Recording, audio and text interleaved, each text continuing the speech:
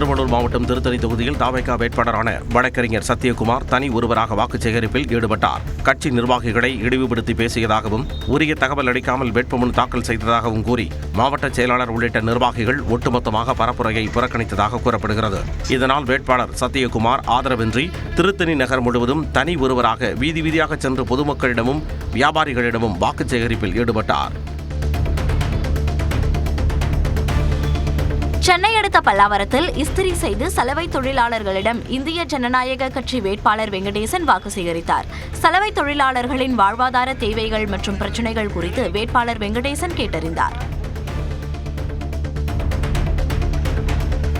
கள்ளக்குறிச்சி மாவட்டம் ரிஷிவந்தயம் தொகுதியில் இரண்டாவது முறையாக திமுக சார்பில் போட்டியிடும் வசந்தம் கார்த்திகேயன் வேங்கூர் கிராமத்தில் கலைஞர்களோடு இணைந்து நடனமாடி வாக்கு சேகரித்தார்.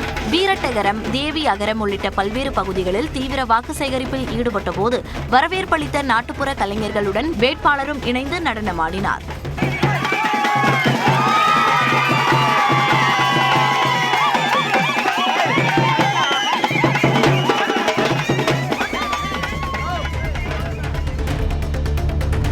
நாகை பெரிய கடை வீதியில் உள்ள ஒரு டீ கடையில் திடீர் தீ விபத்தால் பரபரப்பு ஏற்பட்டது. தகவல் அறிந்து வந்த தீயணைப்பு துறையினர் விரைந்து செயல்பட்டு தீயை கட்டுப்படுத்தியதால் மற்ற கடைகளுக்கு தீ பரவாமல் தவிர்க்கப்பட்டது. சிலிண்டர் கசிவு காரணமாக இந்த விபத்து நடந்திருக்கலாம் என முதற்கட்ட விசாரணையில் தெரிய வந்துள்ளது. மேலும் அந்த கடையில் வீட்டு உபயோக சிலிண்டர் பயன்படுத்தப்பட்டதா என்ற கோணத்திலும் காவல்துறையினர் விசாரணை நடத்தி வருகின்றனர்.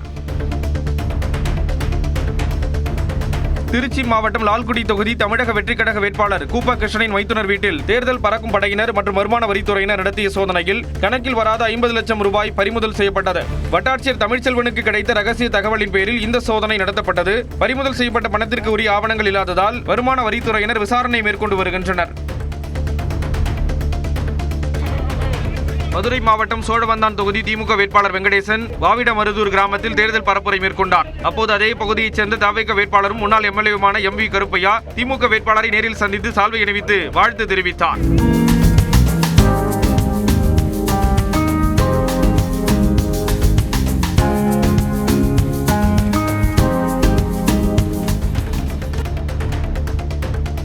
தென்காசி மாவட்டம் செங்கோட்டை அருகே விசிக மாநில வணிகரணி செயலாளர் மோசஸ் வீட்டில் வருமான வரித்துறையினர் திடீர் சோதனையில் ஈடுபட்டனர். தேர்தல் பணப்பட்டுவாடா புகாரின் பேரில் 7 மணி நேரத்திற்கு மேலாக நடந்த இச்சோதனையில் எந்த ஆவணங்களும் பறிமுதல் செய்யப்படவில்லை. இச்சம்பவம் அப்பகுதியில் பரபரப்பை ஏற்படுத்தியது.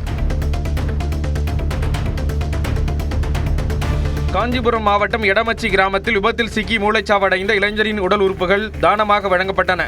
ஜெயபிரகாஷ் என்பவர் மூளைச்சாவடைந்ததை அடுத்து அவரது குடும்பத்தினர் முன்வந்து உடல் உறுப்புகளை தானம் செய்ய சம்மதித்தனர். இதயம், சிறுநீரகம், கல்லீரல் உள்ளிட்ட 5 உறுப்புகள் அறுவை சிகிச்சை மூலம் அகற்றப்பட்டு தானமாக வழங்கப்பட்டன. அரசு அதிகாரிகள் மற்றும் அரசியல் பிரமுகர்கள் மலர் வளையம் வைத்து அவருக்கு அரசு மரியாதையுடன் அஞ்சலி செலுத்தினர்.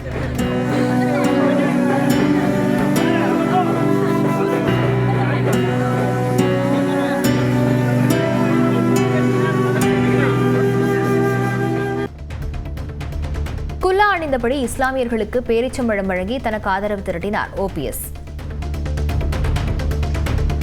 தேனி மாவட்டம் போடிநாயக்கனூர் தொகுதியில் திமுக வேட்பாளராக போட்டியிடும் முன்னாள் முதல்வர் ஓ பன்னீர்செல்வம் மேலத்திரு ஜூம்மா பள்ளிவாசலில் இஸ்லாமியர்களிடம் வாக்கு சேகரித்தார். திமுக மாவட்ட செயலாளர் தங்க தமிழ்ச்செல்வன் எம்பியுடன் இணைந்து பரப்புரை மேற்கொண்ட அவர் தலையில் குல்லா அணிந்து இஸ்லாமியர்களுக்கு பேரீச்சம்பழம் வழங்கி ஆதரவு திரட்டினார்.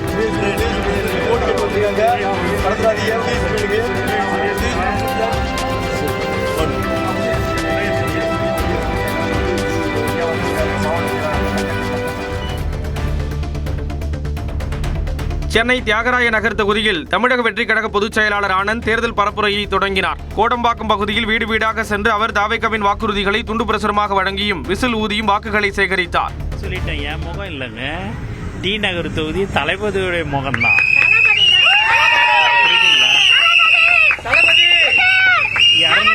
234 தொகுதியில் அவருடைய முகம் தாங்க. அவருடைய முகத்தை காட்டி தான் நாங்கள் ஓட்டே வாங்க முடியும். ராமநாதபுரம் மாவட்டத்தில் சிஎன்ஜி எரிவாயு விலை ஒரே நாளில் 2.5 ரூபாய் உயர்ந்ததால் சுற்றுலா ஆட்டோ ஓட்டுநர்கள் கவலையடைந்துள்ளனர். பயணிகளிடம் கட்டணத்தை கூடுதலாக வசூலிக்க வேண்டிய கட்டாயத்திற்கு தள்ளப்பட்டுள்ளதாக ஓட்டுநர்கள் தெரிவித்தனர். முன்பு 1 கிலோ சிஎன்ஜி எரிவாயு 84 ரூபாய் 25 காசுகளாக விற்பனையான நிலையில் தட்டுப்பாடு காரணமாக தற்போது 86 ரூபாய் 75 காசுகளாக விலை உயர்ந்துள்ளது. திருச்சி மாவட்டம் மணச்சநல்லூர் அருகே திமுக கூட்டணி கட்சிகள் செயல் வீரர்கள் கூட்டம் அமைச்சர் KN நேரு தலைமையில் நடைபெற்றது.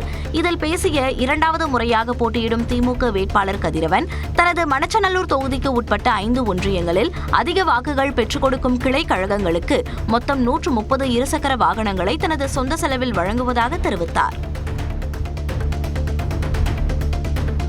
திண்டுக்கல் மாவட்டம் ஒட்டன்சத்திரம் அருகே உள்ள விருப்பாட்சி மேல்மலையூத்து அருவியில் குளிக்க சென்ற 4 பேர் மாயமானதால் பரபரப்பு ஏற்பட்டுள்ளது.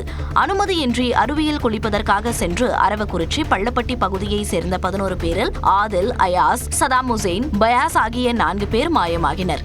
4 பேரை மீட்கும் பணியில் ஒட்டன்சத்திரம் தீயணைப்புத் துறையினர் மற்றும் காவல்துறையினர் தீவிரமாக ஈடுபட்டுள்ளனர். நாமக்கல் மாவட்டம் திருச்செங்கோடு அருகே அடிப்படை வசதிகளை செய்து தர வலியுறுத்தி தேர்தலை புறக்கணிப்பதாக பொதுமக்கள் பேனர் வைத்துள்ளனர். வீடு இல்லாதோர் சங்க காலனி வடக்கு தெருவில் 40க்கும் மேற்பட்டோர் வசித்து வரும் நிலையில் கழிவுநீர் கால்வாய், குடிநீர் உள்ளிட்ட அடிப்படை வசதிகள் செய்து தரப்படவில்லை எனவும் பலமுறை புகார் அளித்தும் இதுவரை நடவடிக்கை இல்லை எனவும் மக்கள் குற்றம் சாட்டியுள்ளனர்.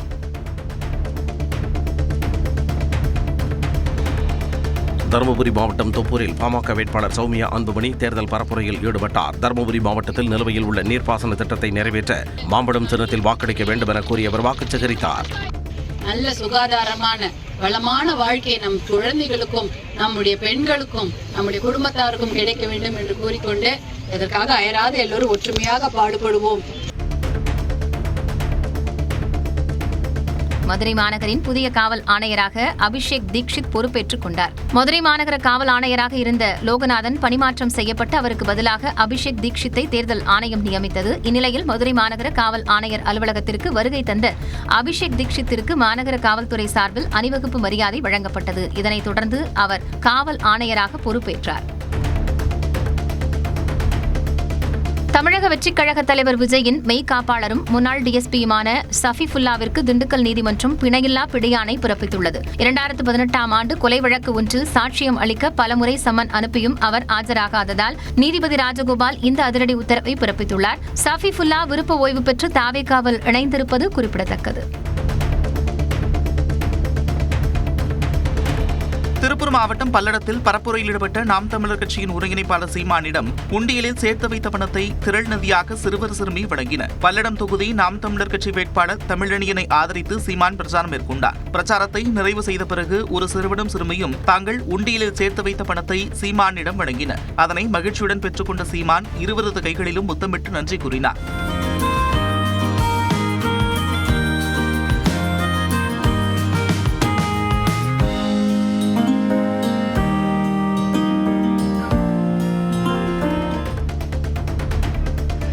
தூத்துக்குடி மாவட்டம் கோவில்பட்டியில் திமுக வேட்பாளர் கருணாநிதியை ஆதரித்து நடைபெற்ற இந்திய கம்யூனிஸ்ட் கட்சியின் செயல் வீரர்கள் கூட்டத்தில் மாநில செயலாளர் வீரபாண்டியன் கலந்து கொண்டார். அப்போது பேசிய அவர் பாஜகவுடன் கூட்டணி அமைத்துள்ளதால் அதிமுகவின் வளம் குறைந்து திமுக கூட்டணியின் வெற்றி இன்னும் எளிதாகிவிட்டதாக குறிப்பிட்டார். அதிமுக பிஜேபி இல்லாமல் தனித்திருந்தால் ஒரு போட்டி ஏற்பட்டிருக்கும்.